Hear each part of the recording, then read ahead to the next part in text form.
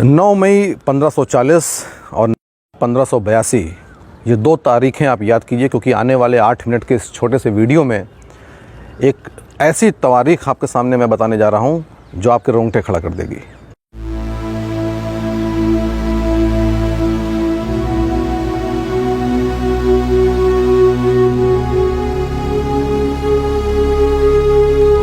नमस्कार, मैं आलोक पांडे। 9 मई 1540 के दिन यानी आज ही के दिन लगभग 480 साल पहले महाराणा प्रताप का जन्म हुआ था कुंभलगढ़ में। और महाराणा प्रताप की जब हम बात करते हैं तो सबसे महत्वपूर्ण घटना उनके जीवन की जो हर बच्चे को यहाँ पे मालूम है वो है हल्दी घाटी का युद्ध।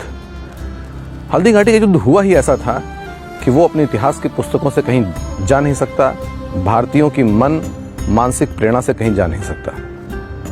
लेकिन वास्तव में राणा को जो महाराणा बनाया है वो हल्दी घाटी का युद्ध नहीं, हल्दी घाटी के युद्ध के बाद का उनका 20 साल का वो संघर्ष है जो उनके शौर्य, उनके धैर्य, उनके डिटर्मिनेशन को, उनके करेज को, उनके बलिदान को हमारे सामने प्रस्तुत करता है। और आज भारतीय युवाओं के सामने जो एक हीन भावना की, और पर्टिकुलरली हिंदू युवाओं के सामने जो एक हीन भावना की स्थिति पैदा हो रही है, उसको दूर करने के लिए राणा के इस इतिहास को जानना बहुत ज़रूरी है।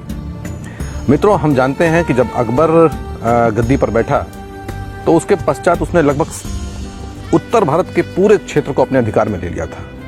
लेकिन राजपूताना में सिसोदिया वंश एक ऐसा वंश था जो उस वक्त राणा प्रताप के अधीन था, जिसको वो जीत नहीं पा रहा था। और ये उसके लिए बहुत ज़रूरी था क्योंकि गुजरात का जो भी व्यापार था वो उसी क्षेत्र से होकर के करना पड़ता था।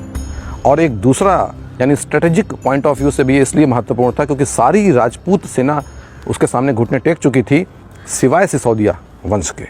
और जब तक वो उनके अधीन नहीं आता था तब तक पूरे राजपूताना की, पूरे हिंद की जो एक सॉवरेनिटी है वो उसके पास नहीं आ सकती थी। इसके लिए 1576 में हल्दी घाटी का बहुत ही प्रसिद्ध युद्ध हुआ जिसमें महाराणा प्रताप के पास मात्र 5000 की फोर्सेस और सामने जो मुगल फोर्सेस थी वो लगभग 30,000 की थी। लेकिन उसके पश्चात भी ये युद्ध इतना भयानक हुआ था कि 5 से 6 घंटे चलने वाले इस युद्ध में कई मुगल सैनिक मारे गए। राणा प्रताप को पीछे हटना पड़ा। चेतक का शौर्य हम इसमें देखते हैं जिसमें वो उनको सुरक्षित स्थान पर लेके जाता है, अपने प्राणों की आहुति दे देता है। लेकिन इसके पश्चात भी मुगल फोर्सेस को डिसीजिव विक्ट्री जो कहलाती है वो नहीं मिल पाई थी। महाराणा प्रताप कुंभलगढ़ और उदयपुर के क्षेत्र में चले गए थे और ये इतनी भयानक लड़ाई थी कि मान सिंह और बाकी मुगल फोर्सेस राणा प्रताप के पीछे उनको पकड़ने के लिए जा भी नहीं सकी, क्योंकि उनको मालूम था कि ये कहीं छुपे होंगे और फिर से अटैक करेंगे, हम बुरी तरीके से हमको हर्ट होगा। इसलिए मान सिंह वापस चले जाते हैं। जब वापस जाते हैं तो अकबर इतना नाराज होता है कि वो उनको अपने राज दरबार में घुसने नहीं देता है। जो बाकी मुगल सूबेदार और सेनापति गए थे उन सभी को डिमोट करता है, यानी उनका जो एक मनसब का सिस्टम था उस मनसब में सभी को डिमोट किया जाता है, सभी के स्टेटस को नीचे कर दिया जाता है। आप समझ सकते हैं कि अकबर को कितनी तकलीफ हुई होगी। इसके पश्चात असली संघर्ष और असली युद्ध इसके बाद शुरू होता है। महाराणा प्रताप जंगलों में और कुंभलगढ़ के आसपास के एरिया में रहते हैं। अकबर यहीं पर चुप नहीं होता है। 1576 की इस घटना के बाद 1577 में एक फिर से फोर्स भेजी जाती है। ये फोर्स शाहबाज हुसैन, सैयद कासिम, सैयद हाशिम और मान सिंह तो थे ही, लगभग 30,000 की फोर्स फिर से राणा प्रताप के लिए जाती है। ये फोर्स भी हारती है और डिसीजिव विक्ट्री किसी को नहीं मिलती है। अकबर वापस बहुत नाराज होता है। 1578 में अगेन द फोर्स और रीइंफोर्समेंट वाज गिवन। कितना महत्वपूर्ण था सिसोदियाओं को हराना अकबर के लिए, आप इसे समझ सकते हैं। ये फोर्स भी शहबाज खान के अधीन जाती है और इसमें एक बहलोल खान का भी एक नाम आता है सेनापति का, जो बहुत लंबी हाइट का और बहुत ही क्रूर व्यक्ति था। ये भी वहाँ जाता है। राणा प्रताप इसमें भी नहीं हारते हैं और दोनों में से किसी को भी निर्णायक विजय प्राप्त नहीं होती है। इसके बाद 1579 में फिर से ये सेनाएं जाती हैं शहबाज खान, बहलोल खान और मान सिंह के नेतृत्व में। लेकिन ये फोर्सेस भी राणा प्रताप को हरा नहीं पाती हैं। राणा प्रताप गुरिल्ला पद्धति से लड़ाई करते हैं और अंधतोगत्वा मुगल सेना पीछे हटती है। 1580 में फिर से अटैक होता है। यानी देखिए अकबर के लिए कितना महत्वपूर्ण था। हर साल एक नई फोर्स के साथ वो राणा प्रताप को अधीन करने के लिए फोर्स भेज रहा था।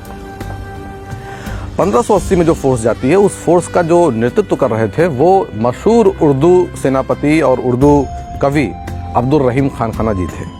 इस फोर्स को भी कोई भी किसी भी तरीके की सफलता नहीं मिलती है। ये फोर्स भी वापस जाती है। लेकिन इन लोगों ने इस पूरे प्रकरण में ये काम किया कि 36 डिफरेंट लोकेशन पर मुगल चेकपोस्ट बनाई और सब जगह लगभग 1000, 2,000 की फोर्सेस रखी। यकीन मानिए कि जो राणा प्रताप को हराने के लिए फोर्सेस भेजी जाती थी, वो फोर्सेस 2, 5, 10 हज़ार की नहीं, 30, 40 हज़ार की मुगल माइटी फोर्सेस होती थी। आप कल्पना कर सकते हैं कि complete Mughal forces, Mughal army का लगभग 40 to 50% महाराणा प्रताप को हराने के लिए लगा था और लगातार लगा था। 1581 में एक साल राणा प्रताप को समय मिलता है, क्योंकि उस साल कोई भी उनके ऊपर अटैक नहीं होता है। और ये वही समय था जब भामा शाह जैसा एक नगर सेठ उनके पास आता है और कहावत इस तरीके की, मैं हल्दी घाटी भी गया हूँ, देवार भी गया हूँ, अन्य क्षेत्रों में भी गया हूँ, चावंड भी गया हूँ। कहावत वहाँ की ऐसी है और वहाँ के लोकल लोगों का कहना ये है कि ये इतने पैसे दिए गए थे कि 12 साल तक 25,000 की फोर्स बिना किसी दूसरे डोनेशन के ऊपर रह सकती थी और कायदे से मेंटेन किया सकती थी। भामा शाह का नाम इसीलिए अमर है और राजस्थान की सरकार में और बाकी अन्य सरकारों में कई योजनाएं उनके नाम पे चलती हैं। 1581 के बाद 1582, 16 सितंबर 1582 का दिन आता है।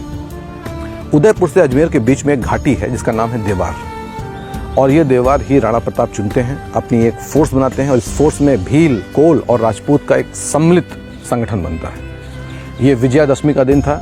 महाराणा को ये यकीन था कि आज के दिन हमको आर या पार की लड़ाई लड़नी है। लगभग 50,000 की फोर्स सामने, 10-1,000 की फोर्स जिसमें भील, तीर, कमठे लेकर के अपना युद्ध कर रहे थे। विजयादशमी के दिन जब पूरा भारत, तत्कालीन भारत, दिए जला करके भगवान राम के अयोध्या में आने की पवित्र अवसर को सेलिब्रेट कर रहा था, उस समय महाराणा प्रताप अपने फोर्सेस के साथ अटैक करते हैं। ये वही इम्पॉर्टेंट युद्ध है जिस युद्ध में बहलोल खान को राणा प्रताप ने तलवार के एक वार से 2 फाड़ कर दिए थे। और 1582 में विजयादशमी के अवसर पर 1971 के बांग्लादेश वार में जो 90,000 सैनिक भारत के सामने बांग्लादेश में सरेंडर करते हैं, उसके बाद नंबर 2 का इन known history of India biggest surrender होता है। 36,000 मुगल आर्मी के सिपाही महाराणा प्रताप के सामने सरेंडर करते हैं। ये पूरे दिन चलने वाला ऐसा भयानक युद्ध था जिसमें डिसिसिव हार होती है मुगल आर्मी की, और चित्तौड़ को छोड़कर, केवल चित्तौड़ के किले और उसके आसपास के एरिया को छोड़ करके कंप्लीट मेवाड़ महाराणा प्रताप के अधीनता में आ जाता है, जो उन्होंने शपथ खाई थी कि मैं उदयपुर के या किसी भी महल में जाकर के रहूँगा नहीं, मैं कभी भी पलंग पर नहीं सोऊंगा जब तक मुझे ये डिसिसिव विक्ट्री नहीं मिल जाती। ये विक्ट्री लगभग इनकी ये जो उन्होंने प्रतिज्ञा ली थी, ये प्रतिज्ञा लगभग पूरी होती है और महाराणा बनने का जो उनका सफ़र वहाँ ख़त्म होता है। ये इतनी डिसिसिव हार थी कि इसके पश्चात अकबर को 1584 में वापस आना पड़ा। 6 महीने तक उसने वहाँ कैंप किया, उसके बावजूद महाराणा प्रताप को नहीं हरा पाया और वापस आगरा चला गया। लेकिन ये जो बैटल ऑफ देवार है, ये दीवार इंडियन हिस्ट्री में आपको कहीं नहीं मिलेगी, या इसका उल्लेख भी किया जाएगा तो केवल 1 लाइन या 2 लाइन में किया जाएगा। मैं खुद IAS की तैयारी करते समय हिस्ट्री को एज ऑप्शनल मैंने पढ़ाई की है, बहुत पढ़ाई की है, 6-7 साल पढ़ाई की है और बहुत किताबें पढ़ी हैं। लेकिन जो बैटल ऑफ दीवार है, ये बैटल ऑफ दिवेर हमको कहीं भी दिखाई नहीं पड़ती, या दिखाई भी पड़ती तो 1-2 लाइन में। भारतीय युवाओं, विशेष रूप से हिंदू युवाओं में जो हीन भावना की भावना है और वो इन्फीरियरिटी कॉम्प्लेक्स से अपनी नज़रें नीचे करके चलते हैं, उनके लिए जानना बहुत ज़रूरी है।